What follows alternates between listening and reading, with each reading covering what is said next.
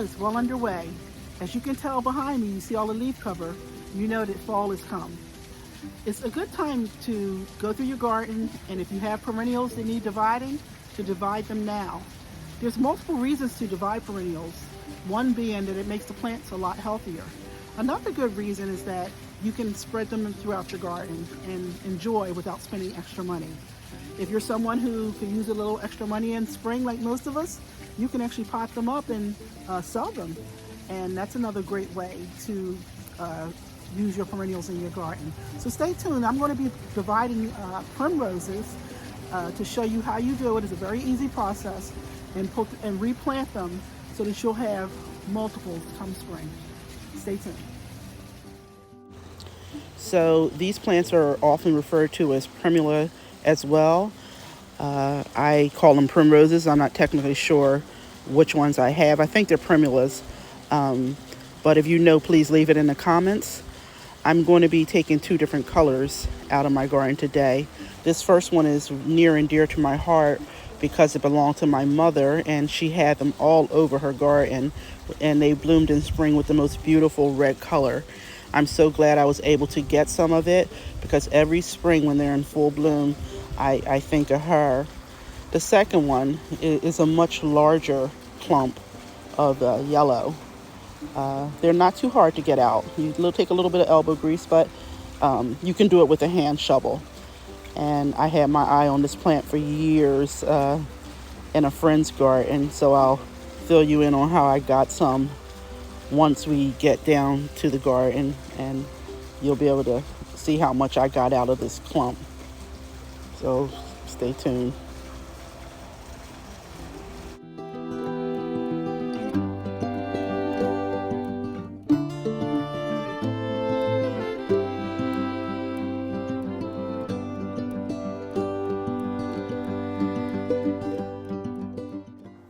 So I'm going to start here by broadcasting some biotone fertilizer over the entire area where I'm planting. I'm going to start out with the yellow clump. Interesting story about this particular color. I've had red for at least 20 years. I got it from my mother, but this yellow clump I saw it in one of my friend's gardens, and it took some convincing to get a piece from her. I finally did about 3 years ago, and I've been dividing it ever since. So I've built up a nice stash of the yellow on my own. So what I'm doing is I'm giving these plants a little bit of space between each plant, and the biotone I put on it is a very low dose fertilizer, so it won't really encourage leaf growth over the winter. You don't want to do that. You want the plants to go somewhat dormant, but it will encourage some root growth. Plants do continue to grow over the winter, although they grow slowly. So we want to just give them a good start when putting them in. And you want to be sure to tamp them down a little and give them a nice drink of water. And I'm going to also put some mulch around these plants for a little bit of winter protection. But after I get this clump in, I'm going to go ahead and add my bread.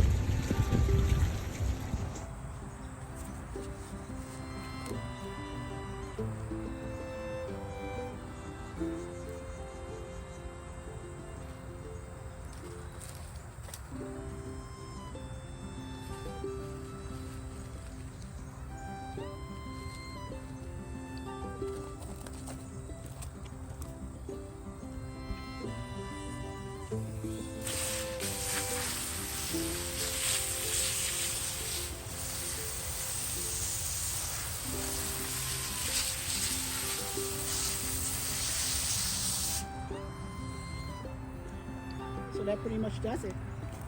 All I'm going to do now is add some leaves around them for the winter and hope for the best. A little note of caution about dividing perennials, especially when you're going to sell them. Perennials normally have, and I'm saying normally, it's not always, they have sometimes they have a patent on them.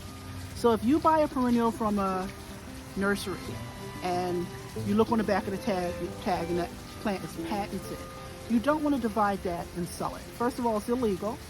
Second of all, it's not fair because the growers have spent money growing those perennials and coming up with different colors, and invested a lot. So it's not fair for you to come along and divide them up and just sell them. Most patents last, I believe, 20 years. You can check on that information for yourself.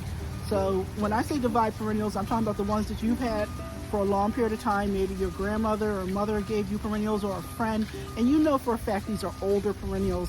They're not under patent, and you're free to divide them and even sell them. When you sell perennials online, something that's different from a patent is called a trademark. Let's say you have a Hosta Patriot. That word Patriot could be a trademark name. I don't know if that particular one is, but I'm just talking about the name itself. Trademarks last a lot longer than patents, and so you wouldn't want to be using someone else's name that they have trademarked selling online. You may just describe the Hosta as a blue Hosta. You know, you don't want to use one of the trademark names. So when you're selling perennials out of your garden, it's just easier to avoid any new perennials that are just been developed and put on the market, and, you know, sell something that you've had at least, 20 years, and it's an older perennial that's not under patent. And that's just one tip I wanted to give you. So if you like this video, don't forget to like and subscribe, and look for my future videos on dividing perennials throughout your garden. And anytime I give advice, it's best for you to check it for yourself. So as far as your dividing perennials, patents, trademarks, look for yourself and do your own research on that. Bye-bye. I hope you enjoyed this video. Don't forget to like and subscribe.